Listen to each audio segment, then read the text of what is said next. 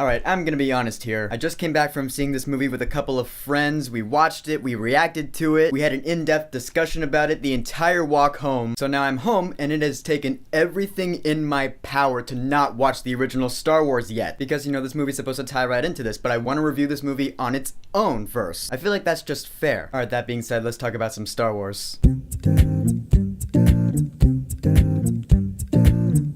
Rogue One, a Star Wars story. So Rogue One, a Star Wars story is the first of the Star Wars Anthology films, the Star Wars standalone films. They're not related to the main Skywalker family thing, but they are still relevant stories. And so Rogue One takes place pretty much right before the original Star Wars that came out back in 1977, and it's about a group of rebels that are assigned to find out what the Empire is up to here, building this super weapon. You may have heard of it, it's called the Death Star, and trying to find out if there's any sort of weakness to it, how it can be destroyed. And so now we have our first Star Wars standalone movie, which, yeah, Alright, before I dive headfirst into detail here, let's go over the characters first, as I always do. First off, Felicity Jones as Jyn Erso, our main character here. She's the character with the personal backstory that you relate to in this film, and you really do get that, and I give it all sorts of props. However, I feel like this film revolves more around the group dynamic than the personal story here, which is not a bad thing. I'm just saying it's not really a personal movie about personal character growth as it is about the group dynamic and their goal. You know, fighting for the greater good and all that good shit. The male lead in this film is Cassian Andor, played by Diego Luna, and I'll be honest, I thought he would be a character that I would just kind of shrug off as, you know, one of the crew, but I actually ended up really liking his character. There was a point where I was kind of unsure of his morals. Like, what is his goal here, you know, what's going through his head? He was given an interesting character arc with Jyn, and I actually really liked it. I didn't think I would, but I did for the most part. The comic relief in this film is the droid K2SO, played by Alan Tudyk. Yes, he pretty much is, no, he is the comic relief here. I loved him though, he was hilarious. His lines had the audience laughing out loud, had me laughing out loud, had my friends laughing out loud, and the motion capture was great too. Holy shit, this is Alan Tudyk on stilts here. I'm not even lying, that's what he said in an interview. He was on stilts wearing a mocap suit. I thought K2SO was a great character. I think he might end up being a fan favorite. One character I know is going to be a fan favorite is Chirrut Imwe, played by Donnie Yen. This dude is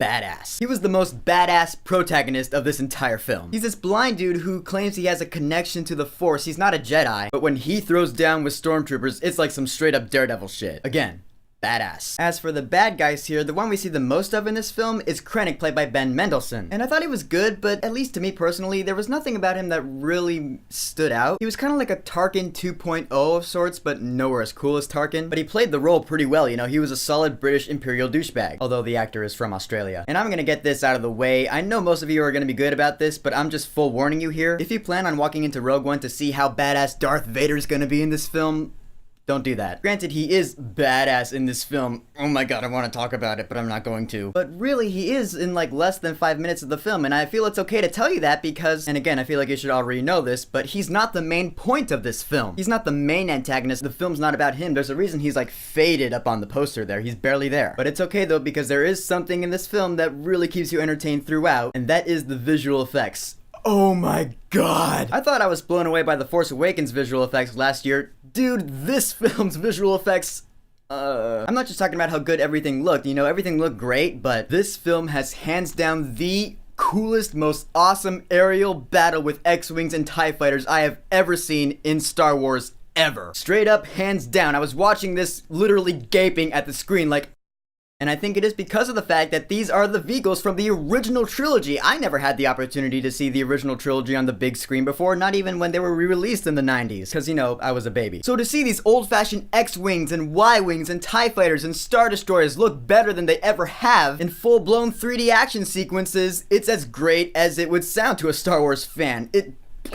I'm telling ya. And speaking of Star Wars fans, there is indeed a lot of fan service in this film, and I think it's more noticeable here than it was in Force Awakens, actually. In the first Star Wars film being my favorite of all the Star Wars films, there are things that happen in this film I'm like, yep, okay, I know what that is. But sometimes it was a moment that was it did kind of feel shoehorned in there just for the sake of fan service. Like, you know those moments in Force Awakens where Finn, like, accidentally turned on that holographic chess game for a few seconds? You know, that moment was purely for the fan service. There are a few instances of that in this film. I'm not saying it's a bad thing. Well, really it depends on how big of a Star Wars fan you are. And I wouldn't say there is as much humor in this film as there was in Force Awakens. Again, not necessarily a bad thing, I'm just informing you of it. It's ultimately a war drama film set in the Star Wars universe, so it's not gonna have as much humor here. here. And 95% of the humor that is in this film comes from K2SO. As for complaints for this film, I really only have one major complaint, and that is that by about halfway through this film, I did not feel quite as attached to the characters as I did to Rey and Finn in like Force Awakens. I know I keep comparing this film to Force Awakens, but what can I say? They're both new Star Wars films. But the reason I don't feel quite as attached to, Jin and Cassian and K2SO is because, this film is a one-off. It's just one standalone story. This is all the time we get with these characters. This is it. There were some moments in this film that were really supposed to be impactful. You're supposed to be like, oh my god, that just happened. Oh no. But it didn't really have that full effect on me personally. I was enjoying what I was watching, especially the action scenes, but as far as character depth goes, I wasn't really feeling the full effect. And I thought to myself, this movie's gonna have to pull off a really sweet ending if it wants to get my best rating. And then it happened. No spoilers here, of course. I will make a spoiler-filled video because there are a lot of things in this film that I really want to talk about, but I can't because it'll be spoilers. But the ending of this film hit every note it needed to hit and then some. Holy fuck! Am I getting my point across here? Like, before the ending of this film, I was like, yeah, it's worth seeing while it's in theaters. It's a good time. Go see it while it's in theaters. And then I think the last 20 minutes of this film happened. I was like, yeah, that's what I came to this film for. That's what I wanted to see. The score for Rogue One is actually a pretty interesting story. For the longest time, Alexander Desplat was going to write the music for this film, and he actually did get a few notes in there, but because of the reshoots that happened later on, it ended up falling through, and Michael Giacchino was hired to come on and write the rest of the score, and pretty much redo it, and he only had 4 weeks to do it. That's a really short time to write a complete film score. But he did it, and to lay some of your fears to rest, it does sound very John Williams-ish. Yeah, don't worry there. It'll be fine. And of course, there are some familiar themes in there. Ba-dum-bum, ba-dum-bum, ba-dum, ba-dum-bum. So Rogue One, A Star Wars Story had a great story, of course, good characters, good music, and the best action I have seen in all of Star Wars. So for Rogue One, A Star Wars Story, I will certainly say, go see this movie right now. I can't wait to talk spoilers about this movie. There might not be an audience reaction video though, because like I said, there's not as much humor in this film. We'll see though. So Rogue One, A Star Wars Story. Have you seen it? What did you think about it? Whatever you think, go ahead and leave a comment. And don't forget to subscribe.